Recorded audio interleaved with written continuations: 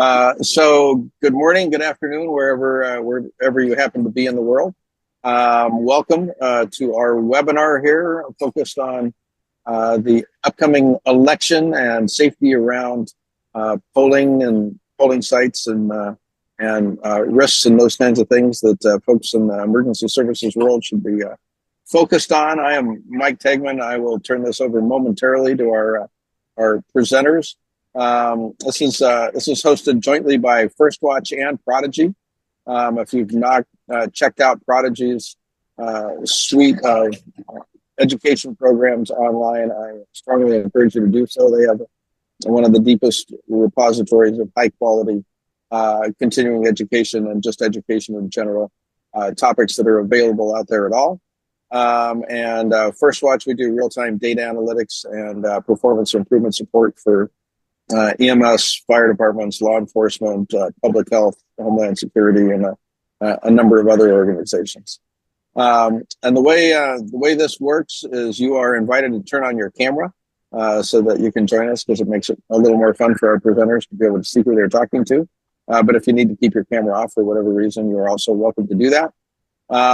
This is designed to be interactive, and you can interact in one of a couple of ways. You can either type in the chat, and we'll monitor the chat throughout the session, or you can go down to the bottom there, and it's got a place for you to be able to react or raise your hand. And so if you raise your hand there by the little heart that says react, we'll be able to call on you, and you can and speak a question and dialogue with our presenters. So today we have two presenters: Bill Ott, who is our security wizard here at FirstWatch. I didn't get your official title correctly, but you can say a little bit more about who you are, and then Valerie Popovich, who is one of our killer data analytics and wicked smart people on our team who understands the back end data analytics of all the kinds of things we can do with this. Who will be presenting today. So with that, I will turn it over to Bill. Okay, thank you, Mike. Good morning, good afternoon, wherever you are in the planet at this point.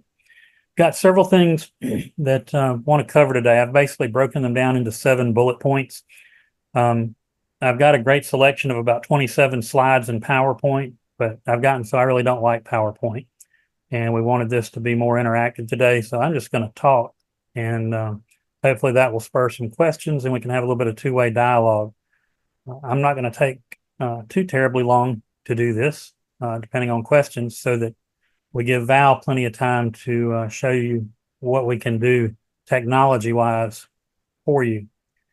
No doubt everybody's aware this is sort of uncharted election territory for us. The Democrats having a candidate change, a former president running again to be president, and we've got significant issues across the spectrum security-wise. The first thing I want to talk about really is just the physical polling places.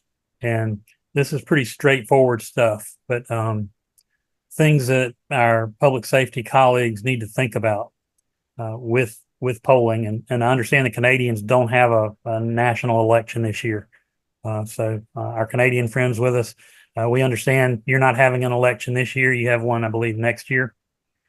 So this obviously addresses the United States issues.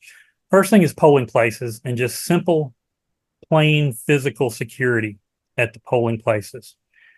One of the issues that comes to mind right away is a number of our states have reduced the number of polling places, which means that there will be increased crowds and bigger lines at those places.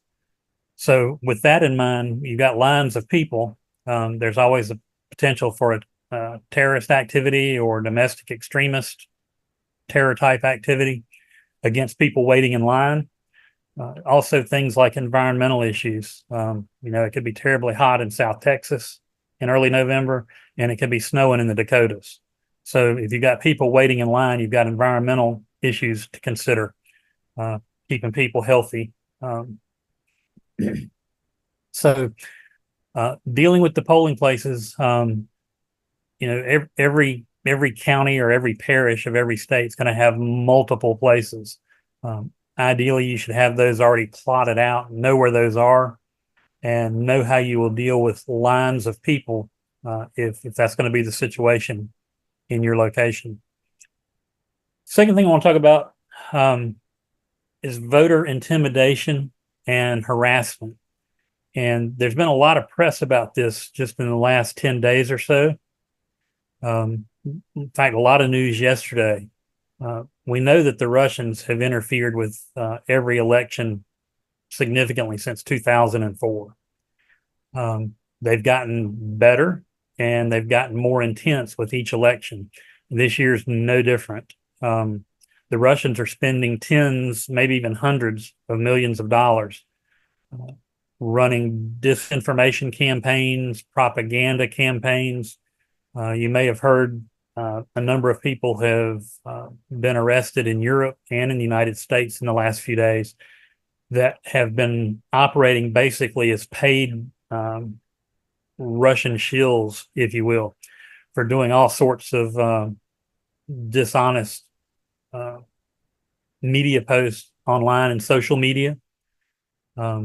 One group went as far as to register the domain name WashingtonPost.pm rather than WashingtonPost.com, which obviously is a major newspaper. They were, by seeding search engines, they were able to get thousands of people to the wrong site. Looks just like the real site, but it's the wrong site. And it had stories, articles, and deep fake videos, deep fake pictures that had candidates doing and saying things that were not true. And just right as we started this at noon, I see on X, Elon Musk has posted a video that's already being decried now as artificially manipulated in some way. Apparently, that has Kamala Harris saying things or doing things that she hasn't done. So we're going to face that issue. I'm in North Carolina, and yesterday on our local news, they brought to light a gentleman who is running what is thought to be the first entirely artificial intelligence or AI generated media campaign. He's a very wealthy fellow, and he's spending about $2 million of his own money to create ads online, videos online, and to run TV commercials that are all entirely generated by artificial intelligence. And he's not putting much control into it. He's letting AI do what it wants to do to create these things. And so everybody's watching very closely as to, is AI going to give us a truthful report on what's happening and what people are pushing with their various campaigns, be it the Republicans or the Democrats, or is AI going to go off the rails and put out information that's just totally not true? So there's a lot of people very interested in it from a technology standpoint, and there's a lot of people that are very concerned about it, from a political ramification standpoint, and pushing information out to some people who don't check multiple sources for their daily news intake, and they believe whatever they see to be the gospel. And so it's quite troubling and quite interesting at the same time. Further, with intimidation and harassment, we get back to the physical locations of the polling places. In our last election 4 years ago, particularly in Pennsylvania and in Arizona, we had so-called poll watchers, if you will.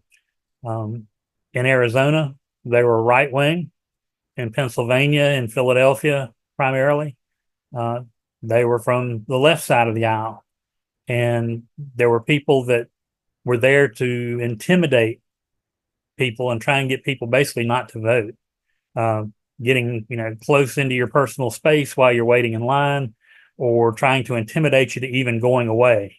If they don't, in Arizona, they actually had rifles. They had AR-15s at one of the polling places. In Pennsylvania, they did not have guns, but they had big industrial screw eyes that are about a foot long. What a lot of criminals carry, a lot of motorcycle gangs and street gangs carry these big heavy metal screw eyes Because while it's, a deadly weapon, if used in the manner to strike somebody in the head, it is not a weapon, by definition of the law. So it's not illegal to carry one of these things around. So I'm afraid we're going to see more of that. When you look at traffic on the dark web, where there's a whole lot of really dark, evil, disturbing propaganda, and where a lot of these groups, conduct their conversations, it sounds like there's going to be more of this intimidation type factor at polling places for this election around the country, not just Pennsylvania and Arizona, but many other states. So, this is an issue that will have to be addressed by local law enforcement, working with the local election boards, of how you're going to handle that type of situation. Some states have enacted laws not allowing this. Other states have enacted laws allowing people to come be, quote, poll watchers and observers. But they've set up rules as to how close they can be to voting machines or voters, how close they can be to you, excuse me, while you're in line, and so forth. So all of this, is troubling, and it all is going to fall on our heads, on public safety's head, to deal with these issues. Third thing, misinformation, disinformation. If you look at what's out there now, just on regular websites, you're just daily surfing around. Most people have come across things on social media that, are blatantly not true. Unfortunately, there are some people, be they internet newbies or people who just don't get a good selection of news and don't have a good guide for navigating the truth from fiction. These misinformation sites are a real problem. And the Russians primarily, but this year they're going to be aided heavily by the Iranians, are working very, very hard to put bad information out there. And it looks real. It's polished. It's very slick. And, that could be the cost of, hundreds or thousands of votes around the election, around the country. People who have been misinformed by bad information.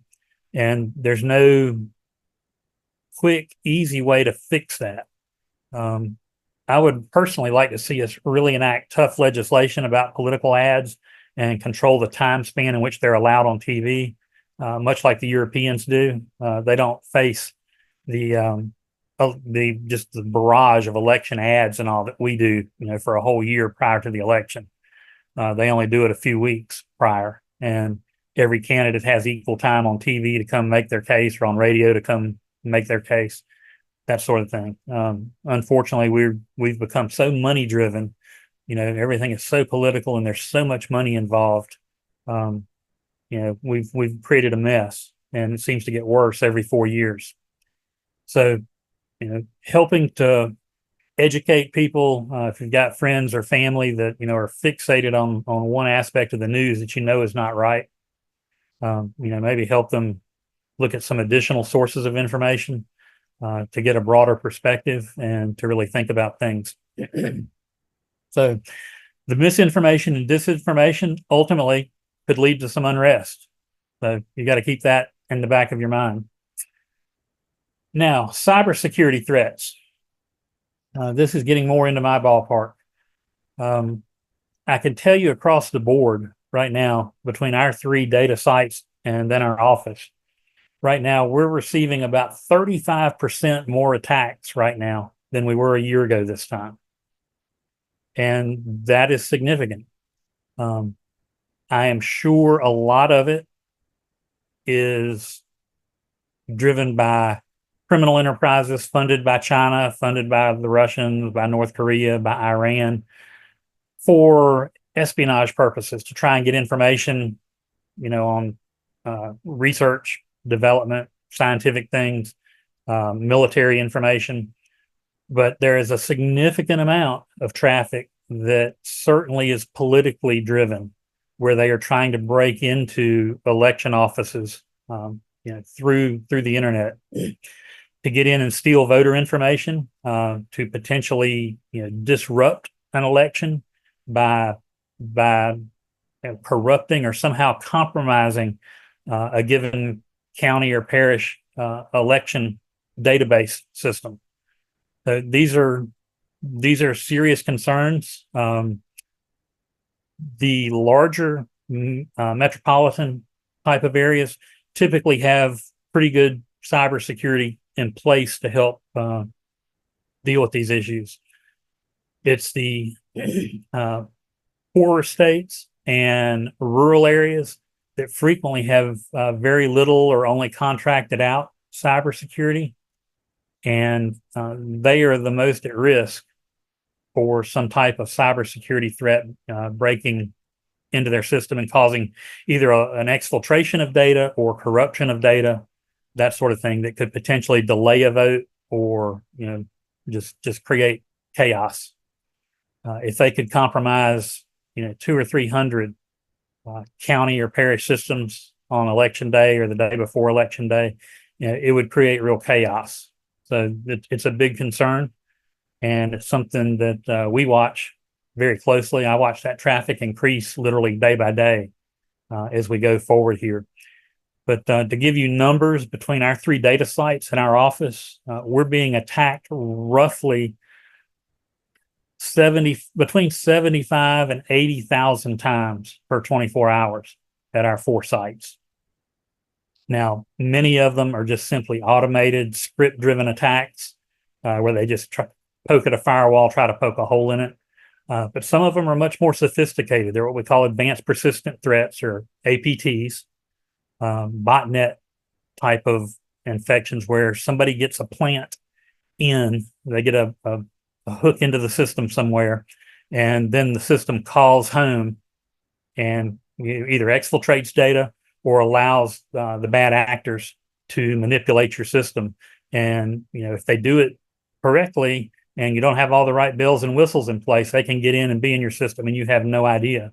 If they don't corrupt or destroy the system, they can be very, very smartly and silently changing just little things that slowly build up into a big event. So having the right kind of measurements, processes in place, the right type of equipment, and then people that understand these issues and knowing what to look for go a long way in mitigating this particular threat. But cyber is a big deal, and it's going to continue to be a big deal, and it's going to grow. Cyber is going to grow as a demand for money in any given system. You're going to have to spend more and more for security as we go forward. And we're starting now to experience AI-driven attacks, whereas previously, some smart bad guys could program a system and it would go out and just scan, thousands, hundreds of thousands of IP addresses and just run a little script against them and see what comes back. And then based on what comes back, they modify the script a little bit and they attack again. Well, that's bad and that's worrisome, but it takes time to do that. They can only, run so many attacks at once. But what we're seeing now are the bad actors are starting to employ AI to do these tasks. Well, we can go from, a dozen, so let's just say a dozen manually generated attacks per 24 hours from a given bad actor to thousands of attacks from a given bad actor. So we're jumping multiples of exponentials on the amount of damage and concern driven by bad actors with AI. So what does that mean? Well, that means ultimately we're going to employ AI to help defend our systems and to fight back.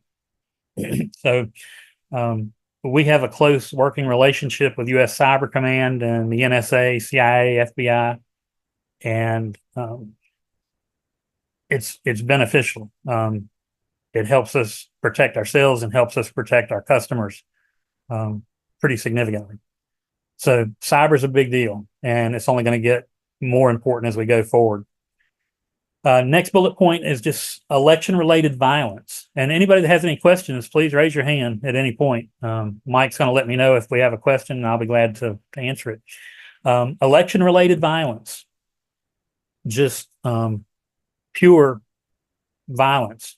Typically, this is going to be from these domestic extremist groups or domestic terrorists, as they're defined.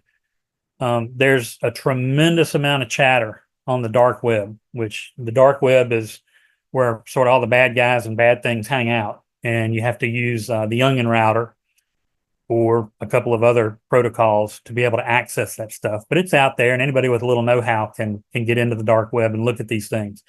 But these chat groups on the dark web with these white supremacists, Black Panthers, I mean, every group of consequence is on the dark web and plotting what they're going to do in the election, be it send out people to try and intimidate folks, or whether they're going to send out people to actually try and disrupt voting somewhere with actual physical violence against a polling place or people in line at a polling place or on election workers at a polling place.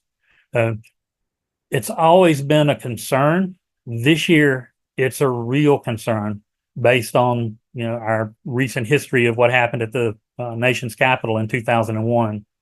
So this year, the national capital, the U.S. Capitol, is going to be properly defended. And I would bet nearly anything there will be absolutely no violence, no groups attacking the U.S. Capitol. Unfortunately, what we're going to see are these groups are going to kind of spread out across the country. And our state capitals and state legislative buildings and county or parish election headquarters are all going to be sites that they are talking about targeting. So we run into the issue here if we have an active group of people that invade and try to take over any given state's legislative body and interrupts their certification of the election, then we sort of have a constitutional crisis. That's uncharted territory. And that's a real possibility this year. And federal law enforcement and local law enforcement are extremely concerned about this. That would be very, very bad.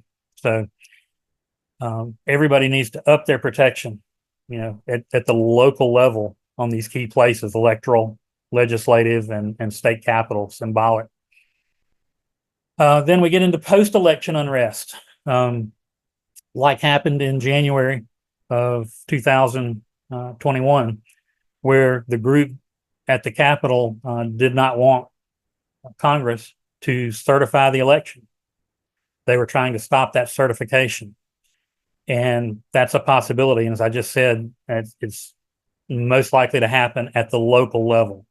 So it's going to be very interesting and tense to watch what happens, especially if it's a close election. Okay, foreign interference. I've talked a little bit about our bad actors that target us, but I will tell you, just from not just election standpoint, but overall, the Russians and the North Koreans and now the Iranians are very interested in trying to manipulate our elections. They have been for some time, and they're pretty good at creating misinformation, disinformation, and doing a pretty good job at it. The Chinese, for the most part, really don't care a whole lot about our election, but they're going to take advantage of what Russia and the others do. China likes to steal information related to technology. They like to narrow the research and development time. They like to compress that. So like their newest stealth fighter, they don't have 20 years of research and development in it like we do in ours. They just stole all of our R&D information to use to build their fighter. So that's their MO, if you will, of how the Chinese operate. So while the Russians and Iranians and North Koreans are trying to manipulate our election, the Chinese are going to use that time while the cybersecurity folks are so focused on trying to protect the election. The Chinese are going to up their attacks, and attack may not be the right word, because they're going to slip in to colleges, universities, medical facilities, military systems, anything they can get into that they can draw information out of. And the Russians over here creating all sorts of turmoil with the election draws our attention. So it lets the Chinese be a little bit more rogue than what they already are. So, we've got a lot on our plate, a lot to think about. And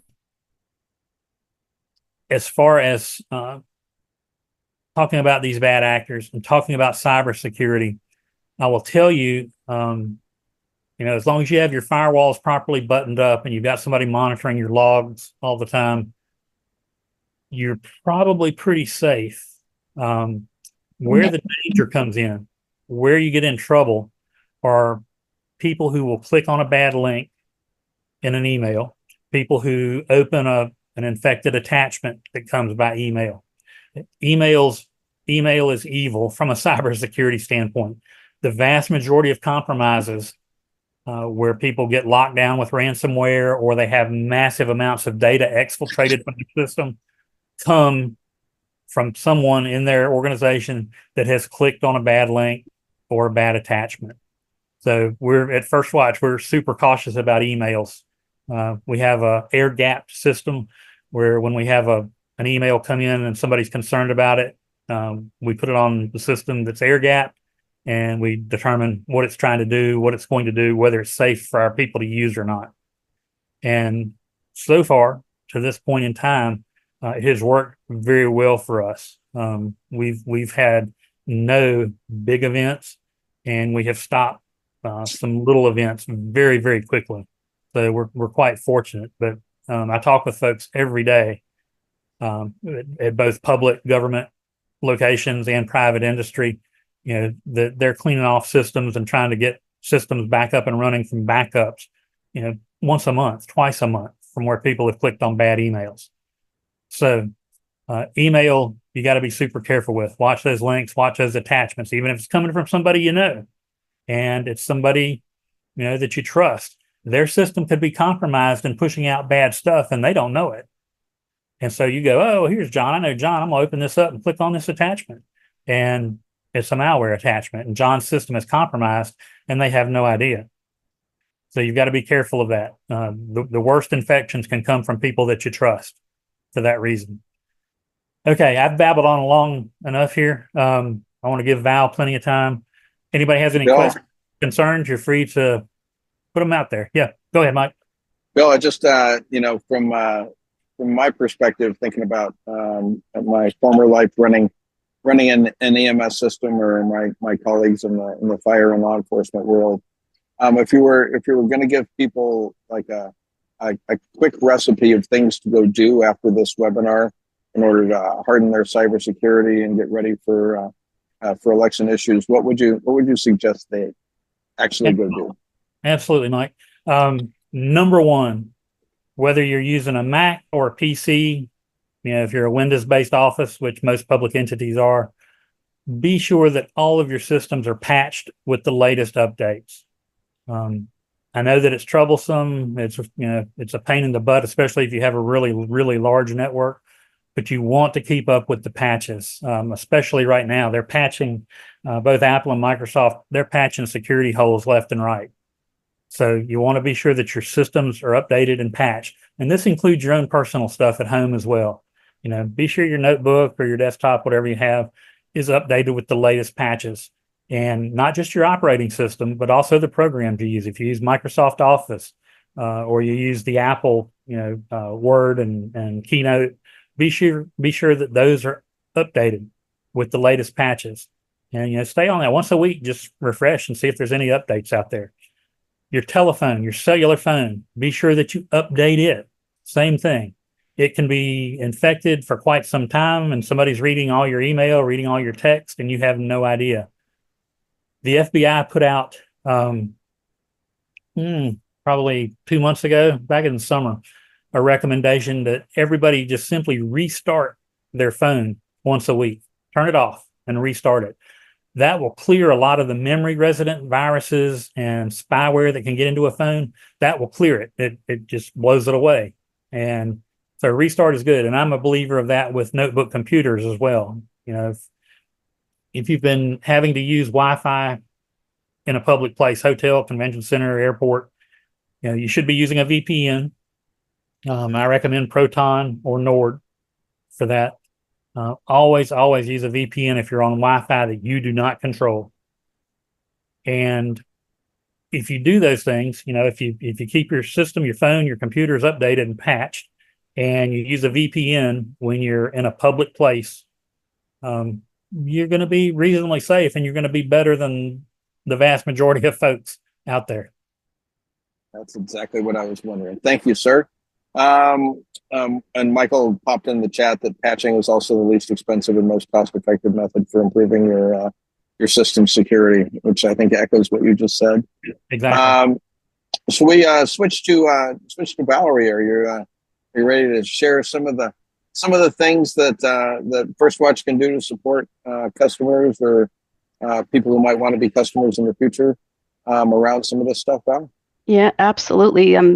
Thank you, Bill, for all the great information. It can be a little nerve-wracking to hear some of that stuff, but it's also necessary to understand it and be able to, with the time we have, be able to do things with that. And some of the things that I want to show you today will help support some of the systems you have in place. I've been with FirstWatch just over 2 years, and during that time, I've enjoyed using geofences is one of the things I want to share today.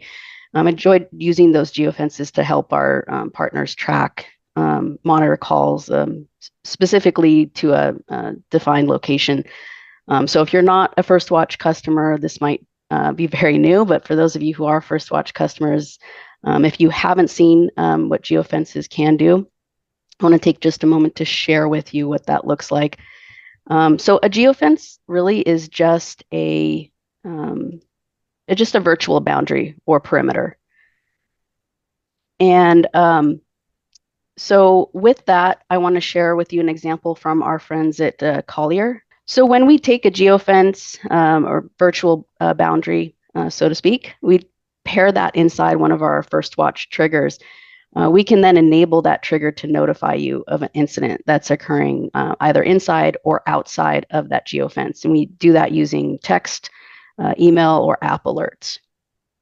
So here in this example, again, with our friends from Collier, they're using these geofences to track calls that are occurring on their school property, these red outlined geofences here.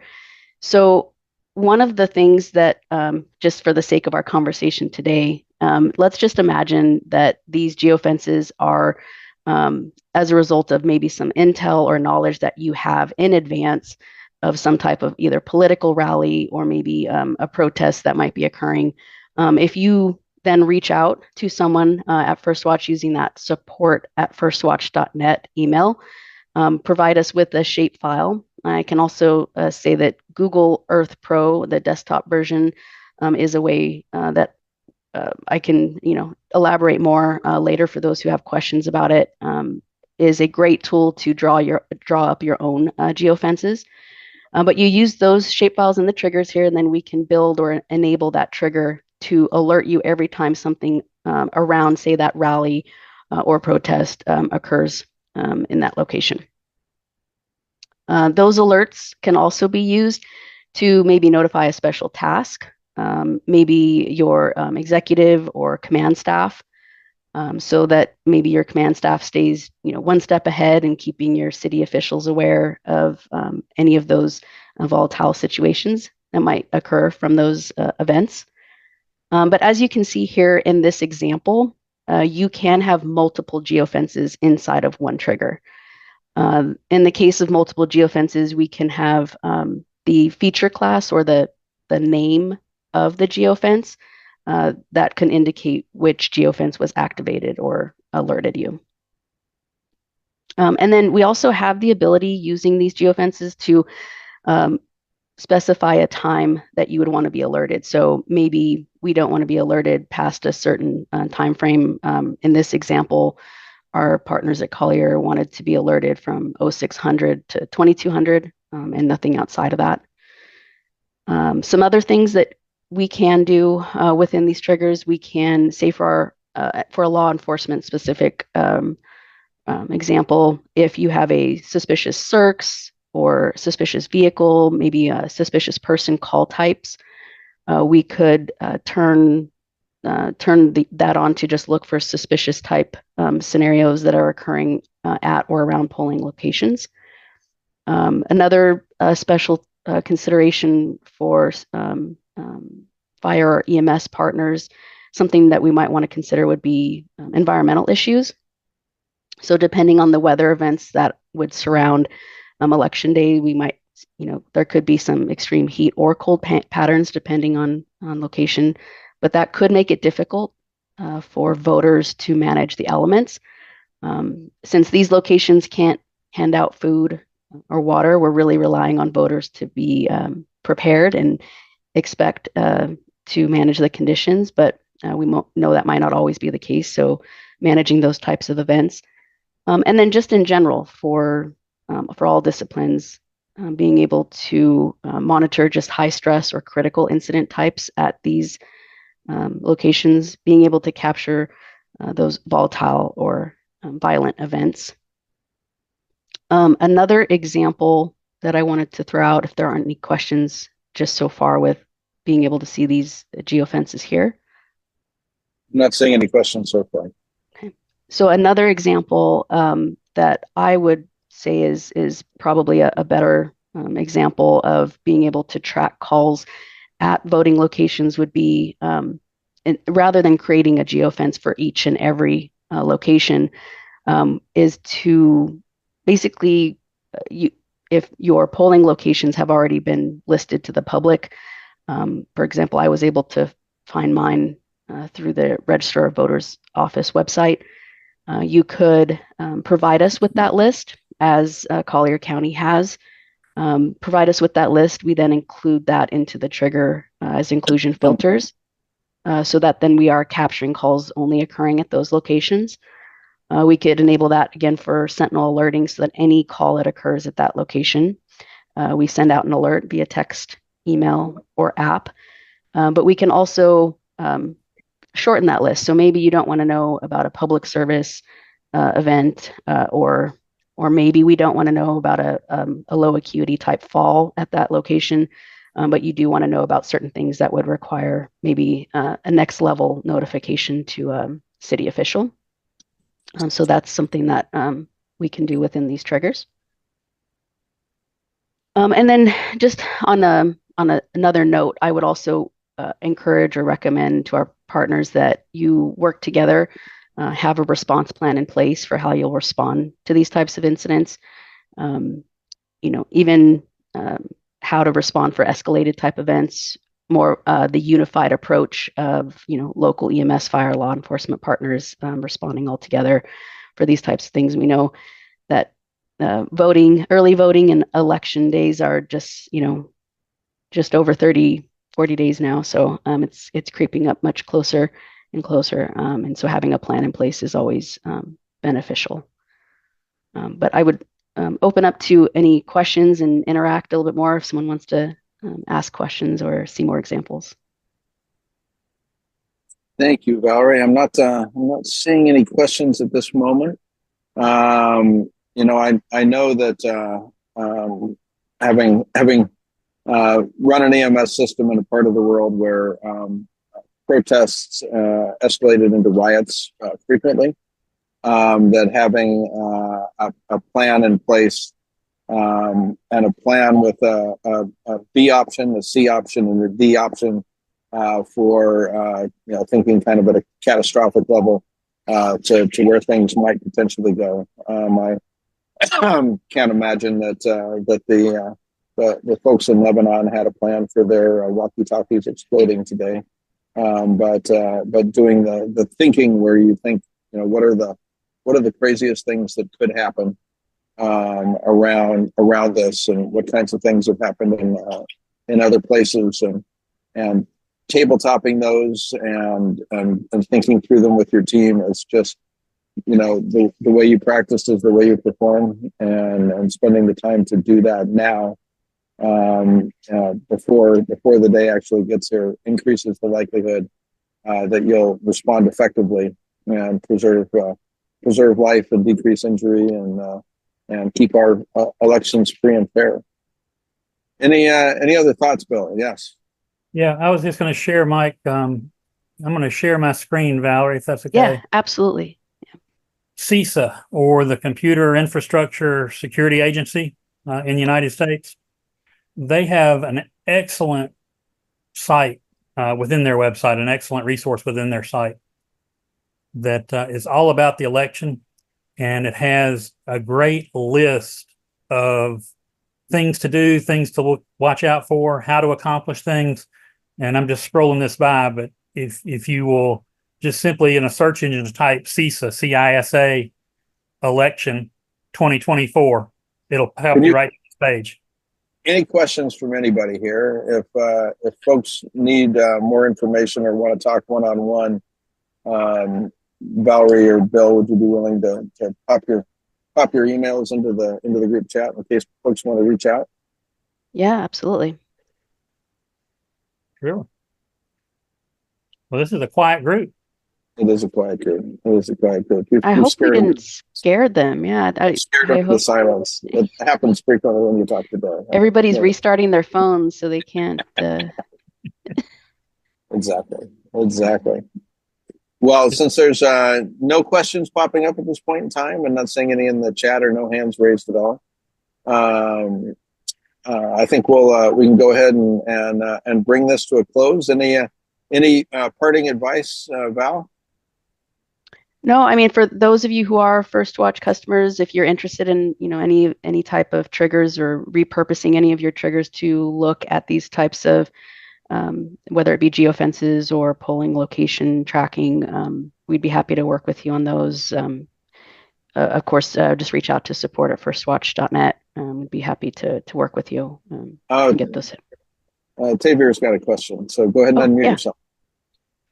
Hi, I was just wondering, I appreciate this webinar, it's great. How are we seeing vulnerabilities with using AI software from our user end? Are there vulnerabilities that we should be prepared for or concerned about? Yes, sir. You're just talking about using it in general, just your personnel using AI to do their everyday job? Yeah, I mean, I've heard most typically it's like the ChatGPT stuff. Right. ChatGPT, Copilot from Microsoft is quite popular. AI is, as long as you understand the topic you're working with, you can use AI to help you, build outlines, write a speech, whatever. And if as long as you know the topic, you can check that it's correct. AI will spit out occasionally stuff that is incorrect. So, you don't want to rely on it 100%. You've got to be able to fact check it essentially. But the biggest concern really for most organizations, especially public entities, is not putting information out to the AI engine, if you will, to the large language models that run AI. Things that would compromise you or people you serve. So, your personnel names, the database structure of a given database within your system. You don't want to put that stuff out there because, bad guys, bad actors can go through these large language models that AI is built upon, and they can find those pieces of information and go, oh, well, here's whatever county in whatever state, and here's a bunch of information about all their employees, which then can lead a very targeted attack against your agency. So you've got to be very cautious. People understand not to put out information that would be compromising. That's the biggest single thing I would say about it. That answer your question? That. Thank you. Great. Yeah, I would say, across the board right now, until we get through the election and the inauguration, keep your head on a swivel. There's bad stuff physically, online, cyber-wise. I mean, it's everywhere. Be alert. Know what you're going to do come election time and inauguration time. Have a good idea. Be sure your systems are patched. Be sure you're doing cyber stuff the right way. Be super, super cautious with your emails that have links in them or have attachments with them. If need be, call the person. Hey, I wasn't expecting this. Is this something you sent me? Is this legitimate? Type of thing. So, Be alert, be wise. Don't get yourself compromised. And with that, I think we can call this to a close. Thank you, Bill, and thank you, Val, for an enlightening, if not frightening, presentation.